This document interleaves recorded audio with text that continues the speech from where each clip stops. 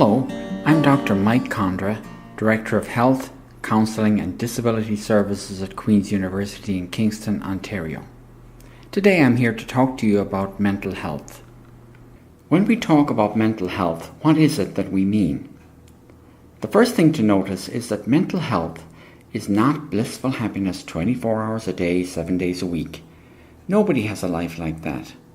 All of us will have times in our lives when we feel sad, or we feel happy, or we feel anxious. So, this is in fact what mental health is. We can do 3 things. First, we can engage in productive activities. Productive activities could be anything. They could be knitting a sweater, reading a book, teaching a class, being a student in the class. But it's productive. It engages our senses, our intellect, and it helps us to grow and develop.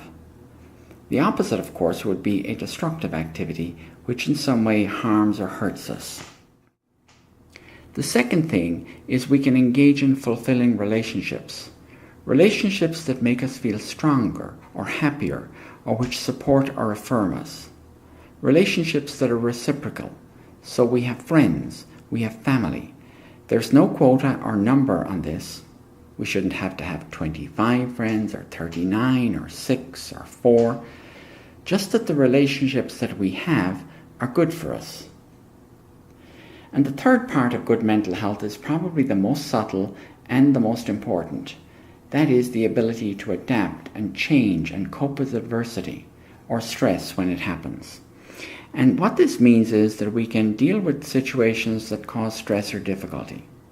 Let's say, for example, that it takes us 20 minutes to drive to work, and so we leave the house 10 minutes early only to find that our car won't start. When we're mentally well, we can start to think of other possibilities. Maybe we could get a cab. Maybe we could walk. Maybe we could call a friend who drives to the university. Maybe we could stay home. When we're mentally well, we keep that flexibility and we're able to problem solve. But when we're mentally unwell, we lose some of that flexibility and we start to rely on the same strategies for dealing with problems. Or we avoid solving problems altogether. We run away from them. So when we're mentally well, we are content and we can deal with stress.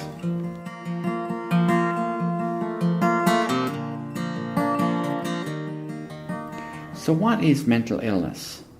Mental illness is a general term that we use to describe a number of significant changes that can happen to us. Firstly, our thinking can change. So, people with mental health problems sometimes have difficulty with concentrating. Let's take an example. You're relaxing and reading an article in the newspaper. You reach the 3rd paragraph and you realize that you don't remember what the article's about. That's a difficulty with concentration. People with mental health problems have a significant difficulty with memory, with attending, with concentrating. On top of that, this affects even important areas of their lives. For example, a student with attention and concentration problems will have difficulty reading the material from lectures or from texts. So you can see this could be very frightening for the student. The second thing that gets affected is our mood. And typically when people develop a mental health problem, they are likely to become more anxious, or more sad, or more irritable. These are all unpleasant changes. As well, they may experience a loss of a sense of pleasure. All of us have things in our lives that we enjoy.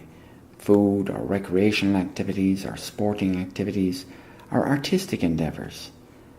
But when people are mentally ill, they often lose the pleasure that accompanies these activities. And the third area that becomes affected is our behaviour.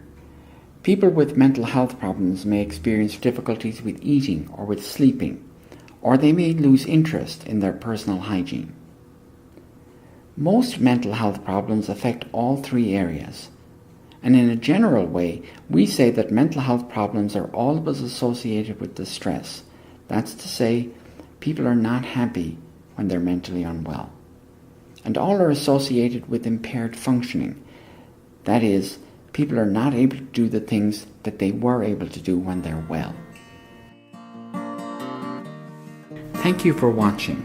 I hope that this video has given you some insight into what we mean when we talk about mental health.